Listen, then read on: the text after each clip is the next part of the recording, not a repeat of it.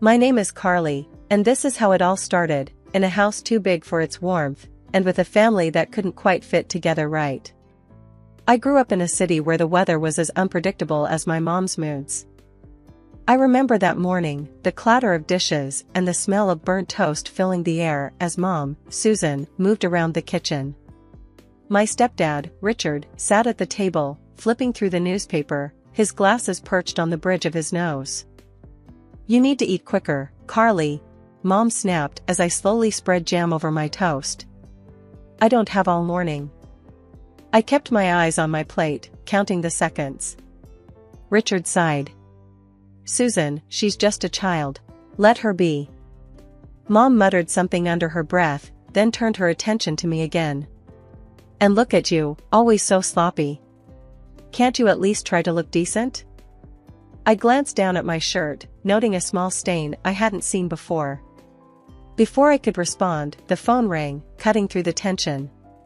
Mom answered it with a huff, her voice sweetening as she realized who it was on the other end. "Oh, hi, Tom," she cooed into the receiver. "Yes, she's just finishing up her breakfast. No trouble at all." She shot me a look that said otherwise. When she hung up, she tossed the phone onto the counter. "Your father will pick you up in an hour. Make sure you're ready." "I don't want him coming to the door." "Why can't he come in?" I asked, my voice small. Mom's laugh was short and sharp. "Why? You want everyone to see the kind of man he is?" "No, thank you. I have a reputation to maintain." I knew what she meant. Dad lived in a rundown part of town, his life a far cry from the polished existence Mom had with Richard.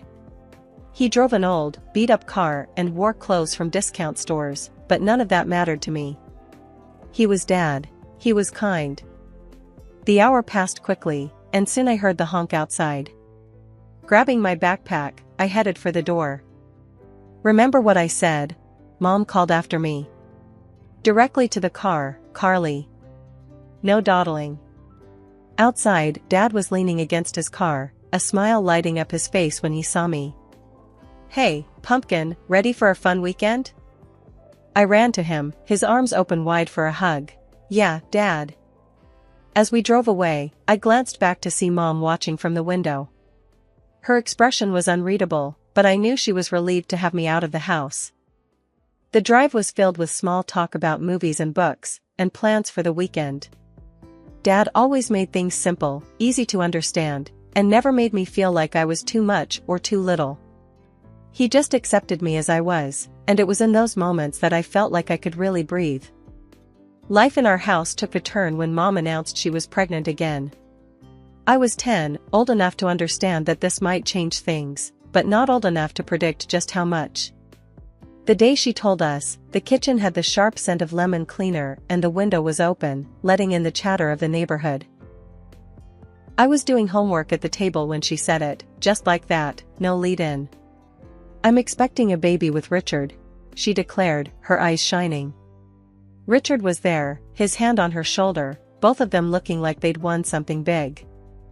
Richard grinned, patting my head a bit awkwardly. "You're going to be a big sister, Carly." Mom was watching me closely, like she was waiting for something more. "Well, Carly? Aren't you excited? You'll have a little brother or sister." "Yeah, excited," I mumbled, but her stare made me nervous. She had this way of drilling into you with her eyes. Over the next few months, the house filled up with baby stuff, new furniture, clothes, and toys. Everything was shiny and expensive, the kind of stuff that never filled my own room. Mom's belly grew, and so did her obsession with the perfect family image she wanted to showcase. The day my sister Lily was born, I was at school. I found out when Richard picked me up, his face serious. "You've got a little sister now, Carly." Standing next to the crib, I felt clumsy and large. Lily was tiny, her face scrunched and red. I reached out, my finger lightly touching Lily's small hand. Her fingers curled around mine, and something tightened in my chest. "She's really cute," I admitted, a genuine smile breaking through. Mom watched us, her smile tight but approving. Just remember, Carly, babies take a lot of work. You'll need to help out and not make things harder. I nodded, used to her warnings. Life at home shifted dramatically. Lily's cries filled the nights, and my help was enlisted more often than not. Carly, grab the diapers. Carly, can you watch Lily while I shower?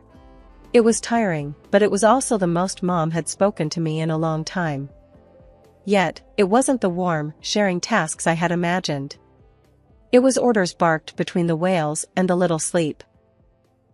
As days turned into weeks, and weeks into months, Lily's presence grew, as did the space she occupied in everyone's life but mine. My small corner room felt even smaller, my world reduced as hers expanded. I tried to find joy in it, in being the big sister, but often, it felt like I was just on the outskirts, looking in.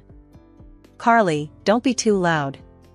Carly, don't give her that, it's too small, she could choke. Carly, let's not bother your sister. Mom's constant instructions made it clear, I was the outsider in my own home, always stepping wrong, always too much or too little, never just right. When Mom told me I was moving in with Dad full-time, it didn't feel real. The news came out of nowhere on a cold Thursday evening. I was doing homework in my tiny room, the one that used to be a storage closet, before Lily came along. You're going to live with your father, Mom announced, leaning against the doorframe with her arms crossed. Her voice was flat, like she was talking about the weather, not changing my whole life. I looked up from my books, confused. What? Why? It's better this way. Richard and I can focus on Lily, and you, well, you need a change. She didn't even try to sound sorry. Does Dad even know about this? My voice cracked a bit. I wasn't sure if I was angry or scared, maybe both. He agrees. Thinks it's a good idea. She turned to leave, then stopped. Pack your things. He's picking you up tomorrow after school. The next day was a blur. Dad's car pulled up right after the final bell.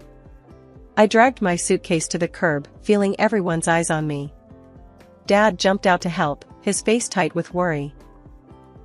The drive to Dad's place was quiet at first. He kept glancing over, trying to read my face. You okay, Carly? I don't know, Dad. It's weird.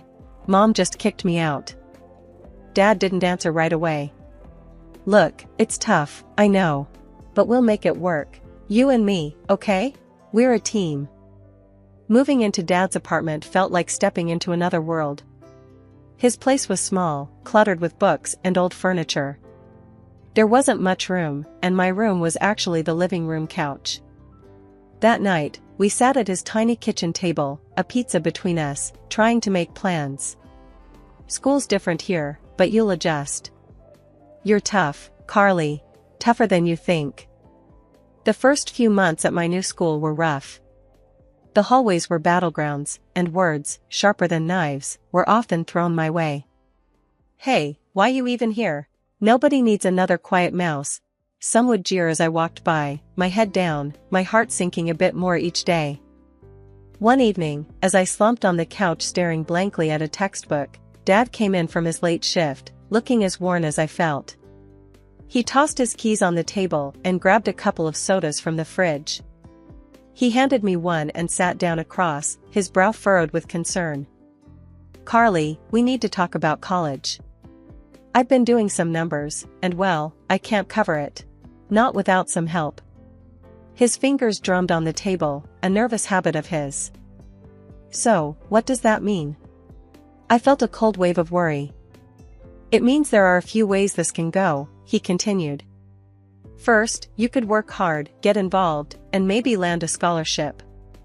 Or, you might have to work and study, which won't be easy. And, he hesitated, then added, there's always the option of not going at all. I shook my head immediately. No, I don't want that. I'm not giving up on school. The determination in my voice surprised even me. Dad nodded, looking relieved. I hoped you'd say that. So, think you can step it up? Maybe join some clubs, get your grades up? From that night, things began to change. I approached school with a new purpose. Avoiding wasn't an option anymore. I started showing up early, staying late, and getting involved wherever I could. It wasn't easy at first. The library became my refuge, the place where I could escape the whispers and focus on what really mattered.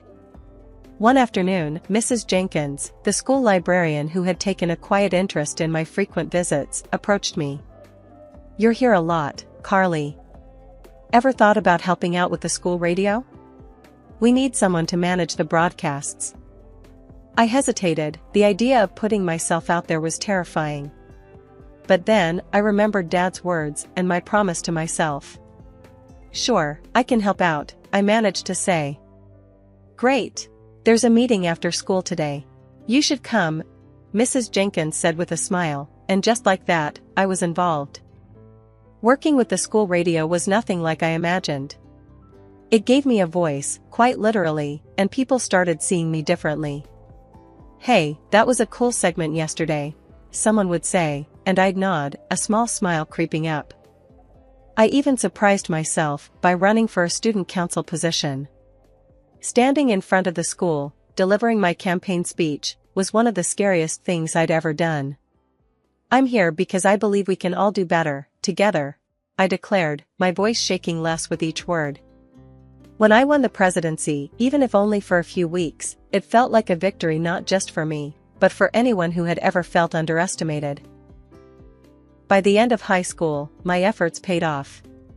I received a grant to study finance in college, a field I had grown passionate about thanks to all the budgeting I did with Dad at home. It was more than just an escape from my situation, it was a chance to redefine it.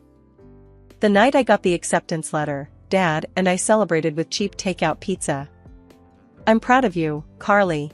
You did it," Dad said, his eyes misty. Leaving for college was bittersweet. I was ready to start fresh yet again, but leaving Dad and our little cramped apartment tugged at my heart.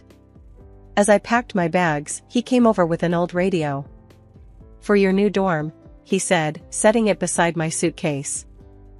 College life started with its own set of challenges, but I was ready for them.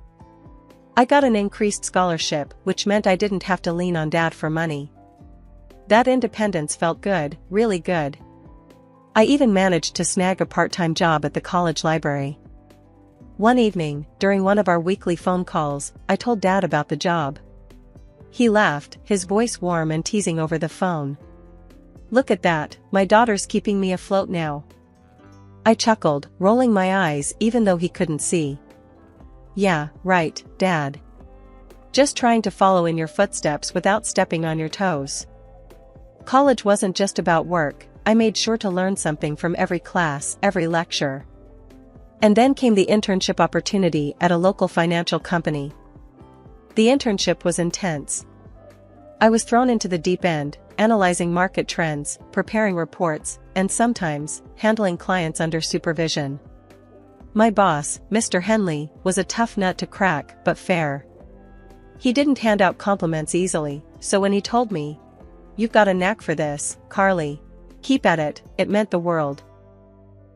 As my college years wrapped up, I didn't just leave with a diploma, I left with a job offer from the financial company where I interned. It was more than I could have hoped for. I found a small apartment near work, and settled into a rhythm. Dad was over the moon when I told him. "That's my girl, making waves," he'd said on the phone, and I could practically hear his grin. A couple of years into my job, I was climbing the ladder, making a name for myself in the firm. It was at a party thrown by one of my former classmates that I met Arnie. He was funny, smart, and had a kindness in his eyes that drew me in. We started dating, and it wasn't long before I felt like he should meet Dad. The day came, and I was a bundle of nerves. We drove to Dad's place, Arnie with a bottle of Dad's favorite whiskey in hand as a peace offering. Dad opened the door, saw Arnie, and the first thing he said was, "So, you're the young man making my daughter smile like that?" Arnie grinned, handing over the whiskey. "I'm trying my best, sir." They hit it off, talking about baseball, the whiskey, and occasionally embarrassing me with tales of my less graceful moments. Seeing them together, getting along, meant more than I could say. Now at 28, with a career on the rise and a man who cared deeply for me, life was looking up. It wasn't just about making it on my own anymore, it was about building something lasting. And for the first time in a long time, I was genuinely excited about what the future held. The day I got the call from Mom was like any other. I was in my apartment, sorting through some work documents, when my phone rang. Seeing Mom flash on the screen was enough to make my heart skip a beat. It had been years. "Carly, I need a favor," she said, without any pleasantries. "Lily is going to college in your city, and we paid her tuition. Can she stay with you?" The request caught me off guard. Stay with me? As in, live here? Yes, it would really help us out. Plus, it could be good for you two to spend some time together, Mom pressed. I hesitated, the old feelings of being the less favored child creeping in. But I pushed them aside. "Okay, Mom. For you, I'll do it." Lily's arrival was like a whirlwind. She had 3 suitcases just for clothes and shoes, and her beauty routine took up more bathroom space than I thought possible. As days turned into weeks, her presence began to reshape my life. She was always either preparing for a party or recovering from one. Her idea of a quiet evening was coming home at 3 in the morning, tipsy and giggling on her phone. Her lifestyle was one thing, but what really strained our cohabitation was her attitude towards college and life in general. "I'm not really into the whole studying thing," she once said during breakfast. "I'm just here to have fun and maybe meet a rich husband." I choked on my coffee. "Lily, you need to take your studies seriously. Mom and Richard are paying a lot for your college." She shrugged, popping a grape into her mouth. "Whatever. I don't see why I should bother. That's like, your thing, not mine." But the real trouble started when Arnie came into the picture. He'd been over a few times since Lily moved in, and I'd noticed the way she looked at him. I didn't want to believe she'd actually try anything until one night, Arnie pulled me aside, his expression grave. "Carly, we need to talk," he said, guiding me to the balcony for privacy. "Lily's been making advances. She's been pretty explicit about what she wants. I didn't want to tell you, but..." I felt a mix of anger and embarrassment. "I'll handle it." Confronting Lily was inevitable. I found her in the kitchen, flipping through a magazine. "We need to talk about Arnie," I started, trying to keep my voice even. She looked up, her eyes cool. "Oh? What about him?" "He's my fiancé, Lily. And he told me what you've been doing. It needs to stop." Lily laughed, a sound that chilled me. "Please, Carly. Like I'd want your boring finance guy. But if I did, I could have him. I get what I want." That was the last straw. "You need to find somewhere else to live, Lily. I can't have you disrespecting me and my relationship under my own roof." Within an hour of her shameful leaving, Mom called. "How dare you kick your sister out? You always were a difficult child, Carly. I should have known better than to trust you with your sister," Mom hissed, before hanging up. Sitting alone in my suddenly quiet apartment, I realized that no matter how hard I tried, it might never be enough for them. But as I looked around, I knew I had to protect my peace, my life, and my future with Arnie, even if it meant distancing myself from the family chaos once again. It had been 2 years since the fallout with Lily and the harsh words with Mom. My life had found a smoother rhythm, one filled with work achievements and quiet moments with Arnie. That peace was briefly interrupted when I heard about Lily through the grapevine. She had dropped out of college and was getting married to some rich guy she met. Curiosity and a sliver of familial duty nudged me to pick up the phone and call home to offer congratulations. It was Mom who answered, her voice as chilly as ever. "Hi, Mom. I heard about Lily. I just wanted to say congratulations," I said, trying to keep my voice neutral. "Oh, is that so? Well, don't bother. We're not waiting for you at the wedding. It's for rich people, not beggars," she spat out harshly. The words stung more than I expected. "I see. Well, I wish her happiness all the same," I managed before ending the call. the familiar hurt settling in my stomach. Later, I learned they spared no expense for Lily's wedding. Lavish decorations, expensive attire, and even live singers, the works. It was all over social media, a spectacle for all to see. Fast forward 2 more years, and life brought its own surprises. Arnie, with his gentle smile and eyes full of love, proposed. It was simple, but perfect. No fancy backdrop, just us and the sincerity of our bond. Of course, I said yes. Excited, I called Dad first. Dad, Arnie proposed. We're getting married. Really? That's wonderful, pumpkin. I wouldn't miss it for the world. Dad's voice boomed through the phone, filled with genuine happiness. Emboldened by his enthusiasm, I made a decision I knew might end in disappointment. I called Mom to invite her to the wedding. Mom, I'm getting married. I would like you to come, I said, each word weighed with a mix of hope and apprehension. There was a pause, then a cold laugh. To your wedding? With that man of yours? No, thank you. I don't mingle with losers. On the wedding day, everything was simple yet beautiful, the decorations minimal but elegant, the guest list small but heartfelt. Dad arrived early, beaming with pride. You look beautiful, Carly, Dad said as he took my arm to walk me down the aisle.